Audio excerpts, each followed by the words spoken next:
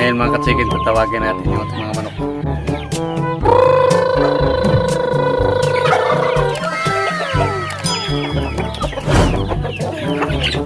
Dito na sila. Ayan mga ka-chicken. Kala nila kainan na. Wala pa.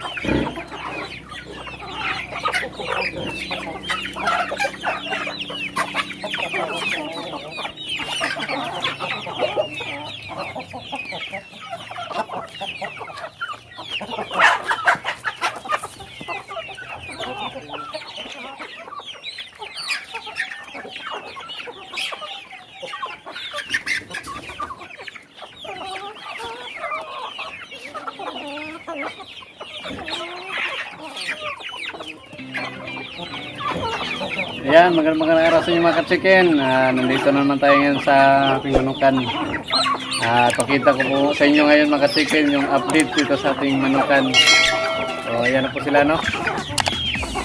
Nakakatuwa po tingnan mga ka-chicken. Ganyan talaga pag may laga tayong mga manok, ano? Ganyan dito yung buhay probinsya. Yan, ayos-ayos mga ka-chicken. Yan lang, pakain lang tayo ng mga alagang manok. Mag-update tayo mga ka-chicken. Okay, ayun mga ka-chicken, bago lang po dito nag-grass cutter yung pinsan ko. Ito po yung mga manok nila. Tingnan yung mga ka-chicken. Yung isa nahiya pa. Tingnan natin. Ayan. Ayun mga ka-chicken, ito nag-grass cutter sa kanina. Ayan, ito pwede natin itong kunin para ilagay doon sa ating board, yun, sa breeding pen natin. Maganda to sa ating mga breeder sa side doon sa ipa. Yan, lagay natin ito mga ka-chicken.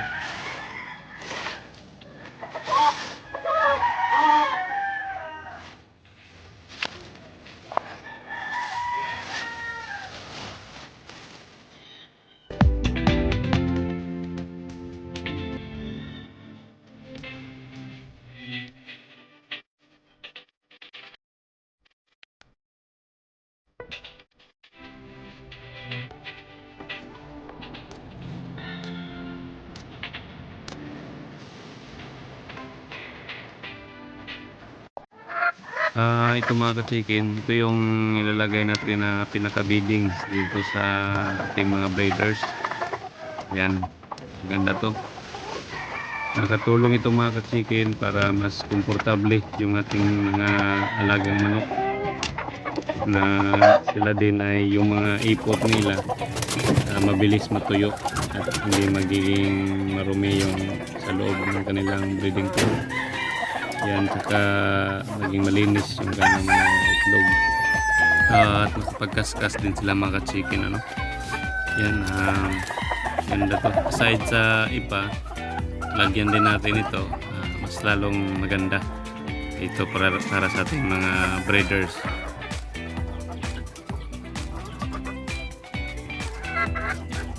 Saka dito din mga ka-chicken, may siniparit ako na may mga sipon. Mga tinamaan ng sipon mga ka-chicken, kaya ayan, siniparit ko muna sila para gamutin.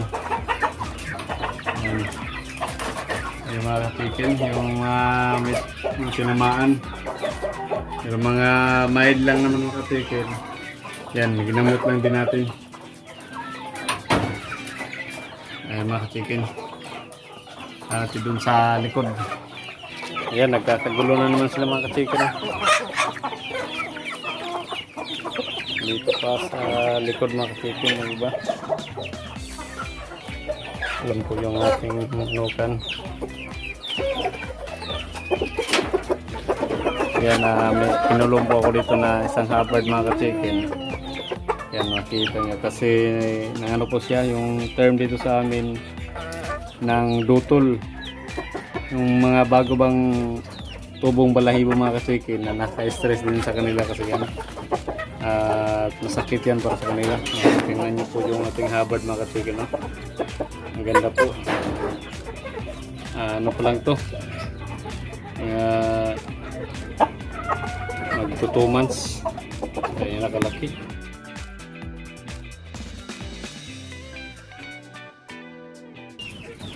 Yan. Saka itong isa kong roster dito na Hubbard mga ka-chicken na yan. Nakikita mo. Kita niyo mga ka-chicken yan, no? Napaka ano niya, tingnan. Kinulong ko siya muna mga ka-chicken dito kasi nahirapan siya naglakad kasi yung paa niya nakita niyo mga ka-chicken, no? Namaga. Yan, kaya ginagamot muna natin yung ano natin dyan. Kaya kawawa siya. Bali dito ko nilalagay mga ka-chicken, ano? Yung mga may karamdaman at saka yung mga kung may mga kailangan nating separate. Ganyan din yung mga ka-chicken, ano? Pag yung mga manok natin may nakita natin may karamdaman kasi madali lang damin natin yung malalaman, maobserbahan natin. Kailangan be-observant talaga tayo pag nag-alaga tayo ng mga manok. Kailangan kung may makita tayo na may sipon, ganyan, at naghihina, kailangan separate na natin yung mga chicken para hindi makahawa doon sa iba ng mga malalakas. Ayan po yung isang dapat natin malaman kung tayo ay nagmamanukan. May dalawa dito. Ito yung mga Rhode Island ko rin na mga dark. Ganyan yan. At may sipon din to kaya simparit ko dito, pero ngayon okay na sila. Wala na yung mga sipon nila. Yan, nakakatuwa na sila tingnan. Gusto nang lumabas. Tingnan lang.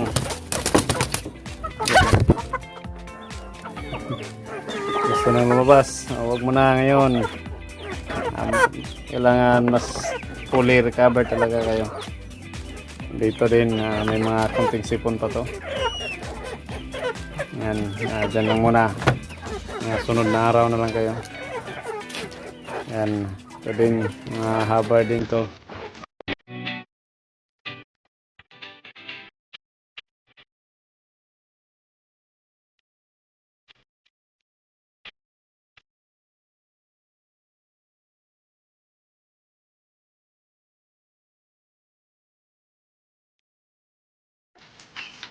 Ayos na ayos.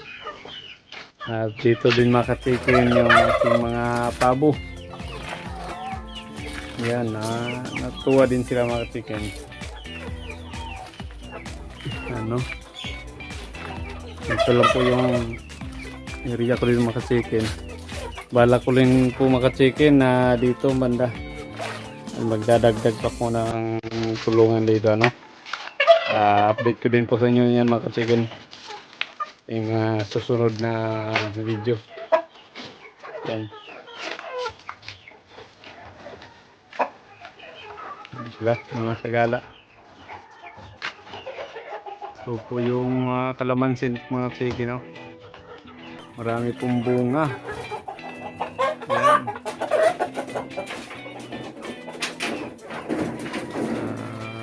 May nakapag-harvest dito.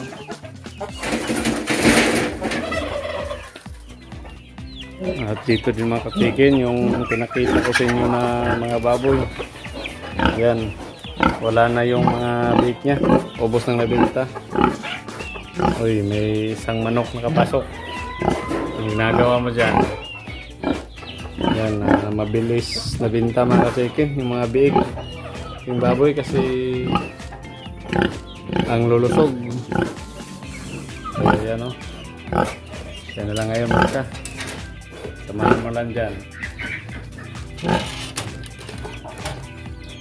Ngayon mga katsikin, tatawagin natin yung ating mga manok.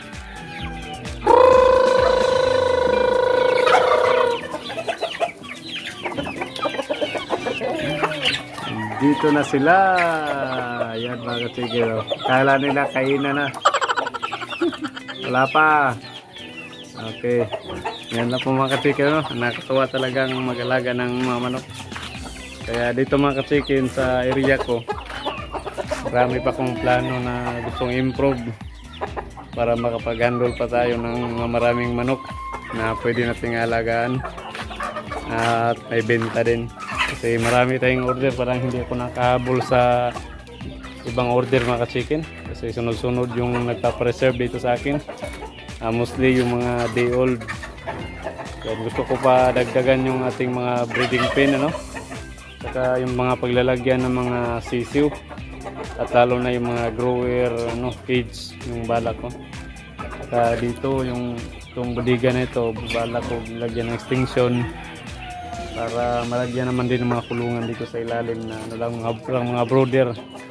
Kaya yan, marami pa ganyan talaga chicken, no? Pag nag-alaga tayo ng mga manok,